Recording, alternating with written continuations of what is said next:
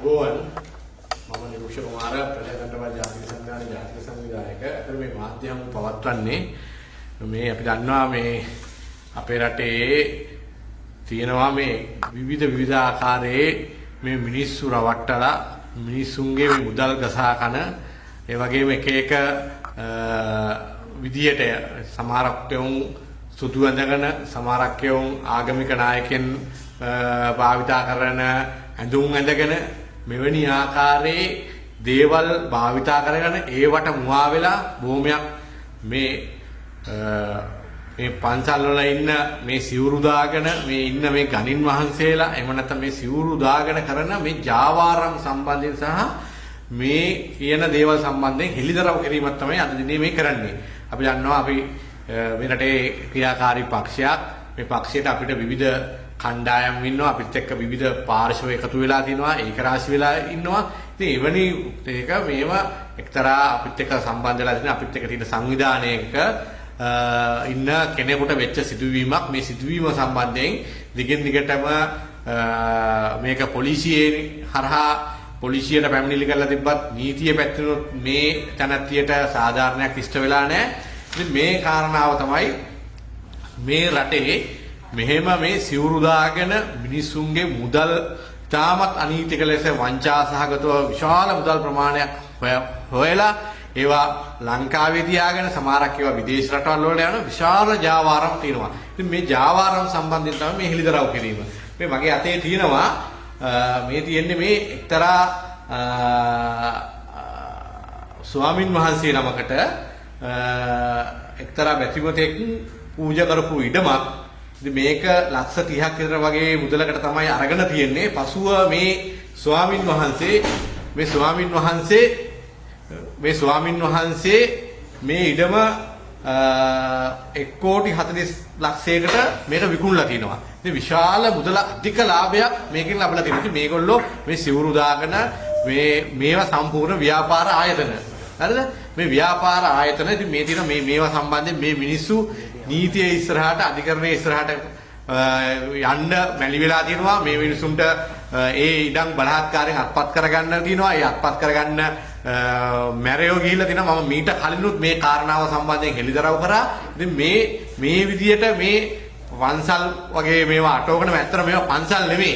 මේවා සම්පූර්ණ ව්‍යාපාරික ස්ථාන. ඉතින් මේ ස්ථානේ අපි දන්නවා සම්පූර්ණයෙන්ම මේගොල්ලෝ මේ බුදුදහමට මුවා වෙලා මේ ධාතු අරගෙන විදේශ රටවල් වලට යනවයි කියලා ඒව හරහා මේ රටේ තියෙන රත්තරන් රිදී මුතු මැණික් මේවා අපනයනය කරන මේක සම්පූර්ණයෙන්ම අපේ රටේ තියෙන ඒ විනිමය පනත උල්ලංඝනය කරමින් එහෙම නැත්නම් මුදල් විශුද්ධීකරණ පනත උල්ලංඝනය කරමින් කරන ක්‍රියාවල්. ඒ නිසා අපි මේ කාරණා සම්බන්ධයෙන් අපි වහාම අල්ලස් කොමිසම ඒ වගේම අපරාධ පරීක්ෂා දෙපාර්තමේන්තුව දැනුවත් කරනවා. මේක සම්පූර්ණයෙන්ම මේ සිවුර දාගෙන මේ මහානායක මේ සිවුර දාගන්න වෙච්ච නායක ස්වාමින් වහන්සේ කෙනෙක් තමයි මේ වැඩේ කරන්නේ. ඉතින් මම මේ මොහොතේ මාධ්‍ය ඉදිරියේ මේ මොකද අපි බෞද්ධ විදිහට මේ කවුද කියන නම එළිදරව් කරන්නේ මේ නම මම එළිදරව් කරනවා අපරාධ පරීක්ෂා දෙපාර්තමේන්තුවට.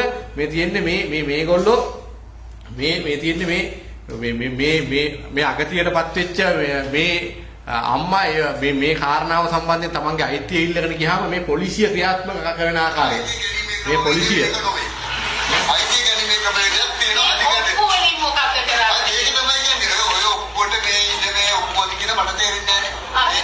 ඒක ඒ අම්මගේ වින්දසිය මම හිතනවා මේක අම්මා කතාවල නිහාචාර පුදු මේකට තුලින් කරගන්න අවශ්‍යතාවය තියෙනවා. අපරාධවල දැන් අම්මා යන්නේ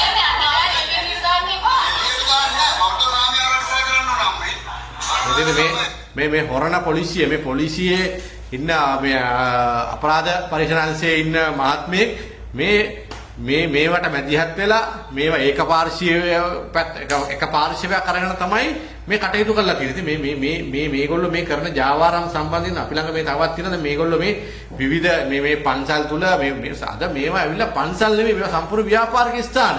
හරිද? ඉතින් මේවට අද ඒ රජයට අවශ්‍ය බදු මුදල් ගෙවන්නේ මේ තුල සම්පූර්ණයෙන්ම මුදල් විශුද්ධීකරණ දේවල්. ඉතින් තාමත් මේ බුදුදහමට නොගැලපෙන නීති විරෝධී වැඩ කරන්නේ. ඉතින් මේවා සම්බන්ධයෙන් මේ අගතියටපත් වෙච්ච මේ අම්මා මේවා සම්බන්ධව විපසන්න ගියාම මේ ඉන්නේ ඒ පන්සලේ ඒ විහාරස්ථානයේ ඒ තන බාරව ඉන්න ඒ එතන channel එකක් තියෙනවා. ඒ channel එකේ ඉන්නවා එක්තරා කෙනෙක් මේ ඉන්නේ මිනිස්සුන්ට බැනලා එනවන විදිය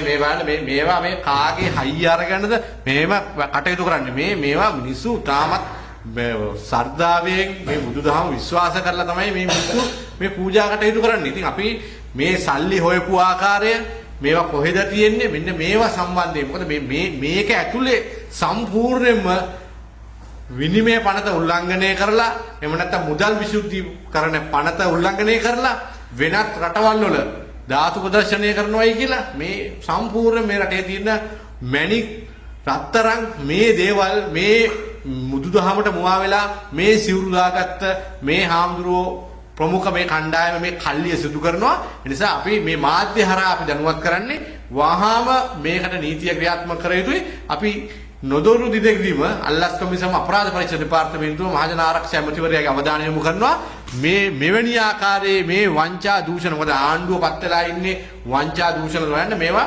මොකද ආණ්ඩුව මේ හිටපු ආණ්ඩුව වල ඉන්න ඇමතිවරු මන්ත්‍රීවරු රාජ්‍ය නිලධාරීන්ගේ වංචා දූෂණ විතර නෙමෙයි. මේ සිවුරු දාගෙන සුදු ඇඳගෙන මේ කරන මහා වංචා. අපි දන්නා මේ රටේ මිනිස්සු අපි දැක්කනේ විවිධ තැන්වල මුදල් දාලා අපි දැක්කනේ විවිධ තැන්වලට මේ අර පිරමීඩ වලට ඒ ආකාරයට මිනිස්සු මේ වංචාකාරයන්ට හවුලා දිනනවා. මේ ආකාරයේ වංචාවල් තමයි මේව සුදුල සිද්ධි. මේ ඉඩම් බලහත්කාරයෙන් සුද්ධ කරලා දෙන මේ තියෙන මේ ඉඩම් මේ තියෙන්නේ මේ ඉඩම මේ තියෙන මේ ඔප්පු අංකය 10/613 මේවා සම්බන්ධයෙන් අවශ්‍ය කරන සියලු ලිපි ලේඛන අපේ සතු තියෙනවා.